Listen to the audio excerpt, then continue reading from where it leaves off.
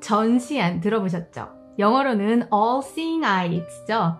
미국 1달러 지폐에 있는 문양으로 인해서 유명해졌어요. 전에는 음모론에 많이 등장하는 프리메이슨이나 일루미나티 같은 특정 단체에서 많이 이용했던 이 심볼이 요즘은 케이팝 등에 많이 등장하면서 이제 거의 모르는 사람이 없을 정도가 되어버린 것 같아요.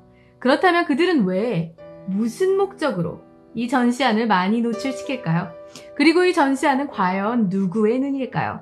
오늘은 제니퍼와 함께 이 전시안의 과거 역사 그리고 현재의 의미 속으로 들어가 보시겠습니다. 전시안은 프리메이슨 혹은 일루미나티의 상징이 아니냐고요? 물론 맞습니다. 하지만 전시안은 원래 서양 사회에서 하나님의 주관, 신이 관장하는 세상의 이치나 섭리를 상징했습니다. 기독교의 핵심 교리 중에 하나는 삼위일체죠. 성부, 성자, 성령 하나님께서 계시고 이 하나님이 결국 하나라는 교리예요. 기독교에서는 그림, 조각 등이 발달했거든요.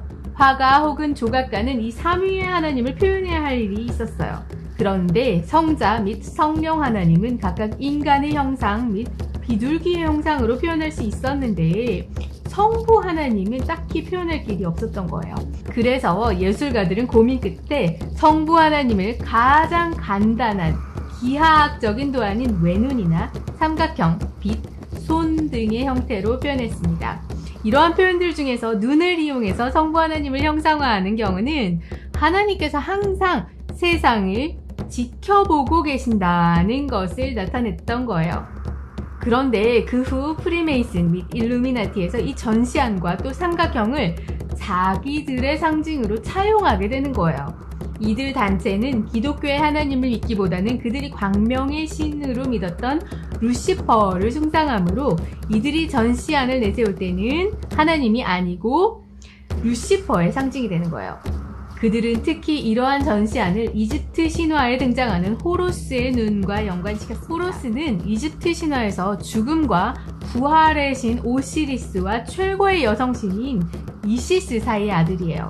오시리스가 동생 세트의 질투로 죽임을 당하니까 이시스는 죽은 오시리스의 주검을 모아서 주술로 오시리스를 잠시 부활시켰고 이 오시리스와 관계를 해가지고 호루스를 잉태했다고 합니다.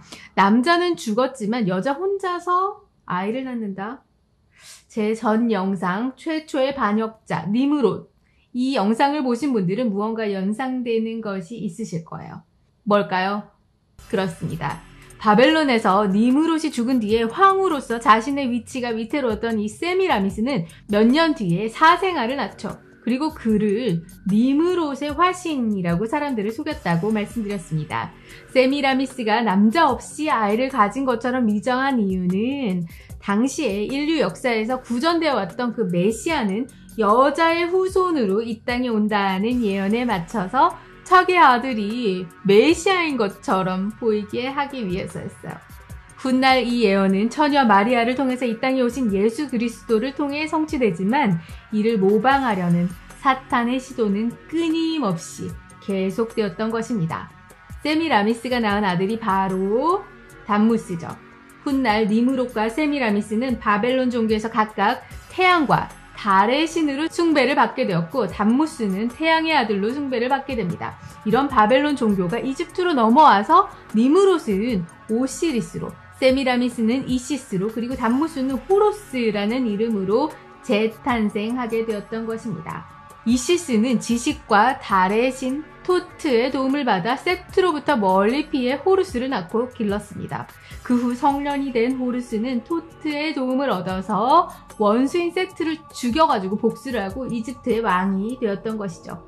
그런데 세트가 죽기 전에 호루스의 왼쪽 눈을 공격해서 호루스의 왼쪽 눈은 산산조각이 나버려요. 하지만 그 후에 토트가 마법의 힘으로 왼쪽 눈을 다시 치유해 주게 됩니다. 그 결과 호루스의 왼쪽 눈은 검은 빛을 띠면서 치유와 달을 상징하게 되었던 것입니다. 그리고 그의 오른쪽 눈은 태양을 상징하게 되었던 거예요. 이제 다시 호루스의 눈으로 돌아갈게요.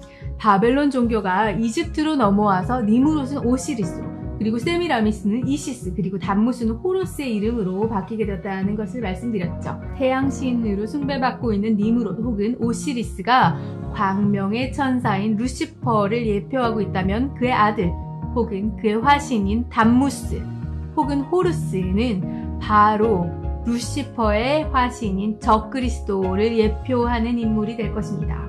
1달러짜리 화폐에 새겨진 피라미드 위에 있는 전시안이 처음 도안되었을 때 그것이 사실 어떤 의도인지 현재로서는 당사자가 아닌 이상 알 수가 없는 것입니다.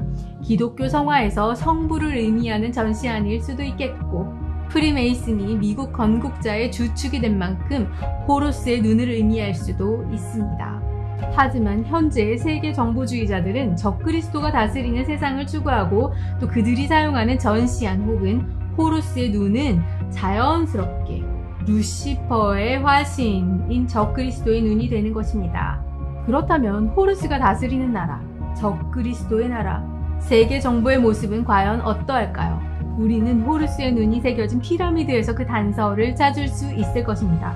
철저한 피라미드식 구조, 즉 소수의 세계 정보주의자들이 세상을 장악하고 대부분의 사람들은 노예와 같이 철저히 그들에 의해서 통제되고 감시되는 사회일 것입니다.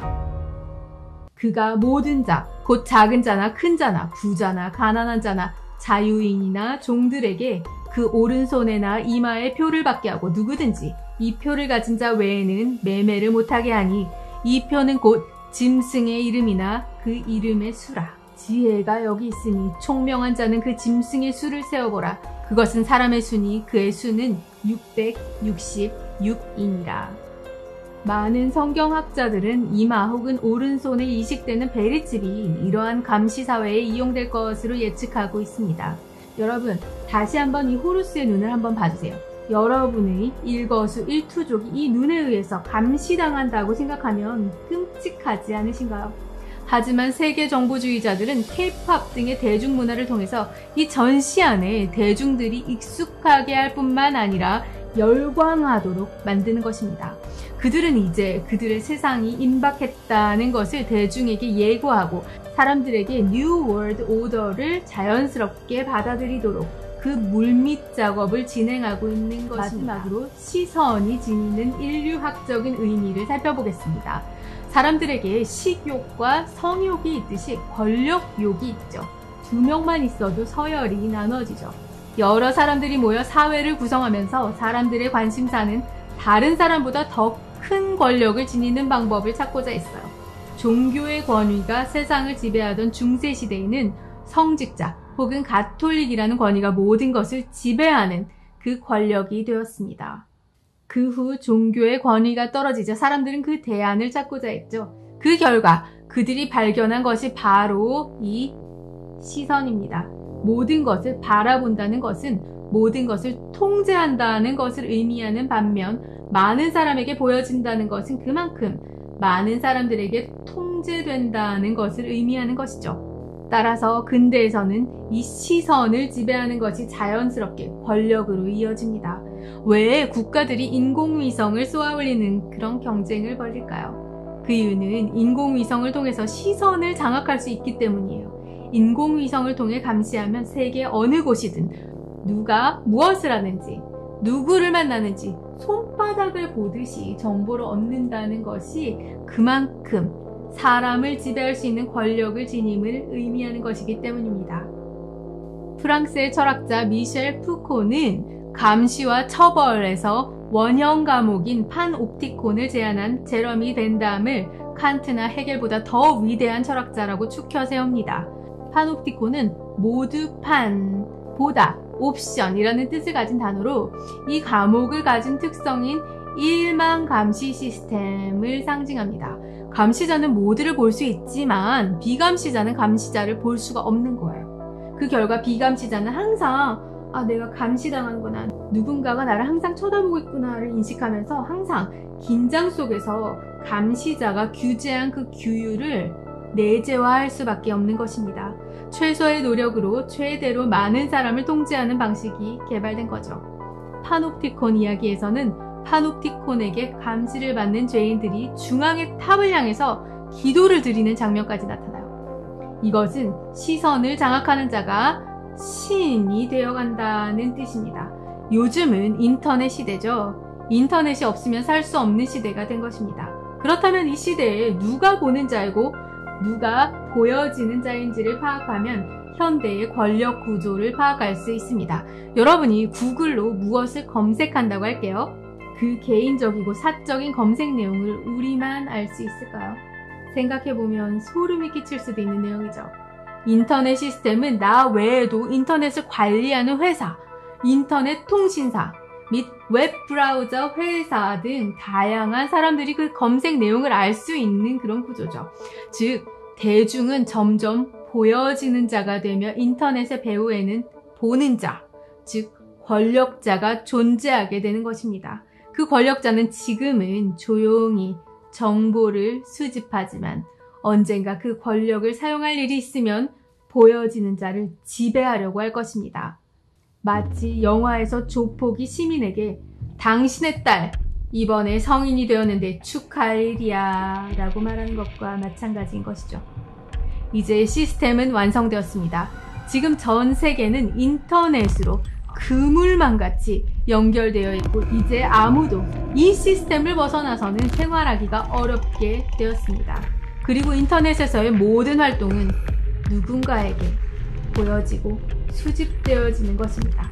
그리고 향후 그 빅브라더라고 불리든 적그리스도라고 불리든 하나의 1인이 모든 시선, 모든 권력을 통제하는 시대가 점점 다가올 것입니다. 오늘 결론이 조금은 암울하셨죠? 하지만 아직 희망은 있습니다. 각 개인이 자신의 자유를 소중하게 여기고 자유 아니면 죽음을 달라 하는 마음으로 이것을 사수할 때 빅브라더의 시대는 조금은 늦출 수 있다고 봅니다. 권력자는 우리에게 안전을 보장한다 혹은 편의를 제공한다는 유혹을 통해서 우리가 자유를 자신에게 반납할 것을 요구할 것입니다. 문제는 우리가 우리의 자유를 얼마나 소중히 여기는가 하는 것입니다. 우리가 우리의 자유를 놓치지 않고 이것을 지키기 위해 목숨을 걸고 투쟁한다면 그들이 꿈꾸는 시대는 조금이라도 늦춰질 수 있겠죠. 우리의 자유의 가치에 대해서는 제가 전에 여러 영상에서 설명드렸습니다. 끝에 붙여놓을 테니까 혹 안 보신 분이 계시다면 시간이 되실 때 꼭 보시기를 추천드릴게요.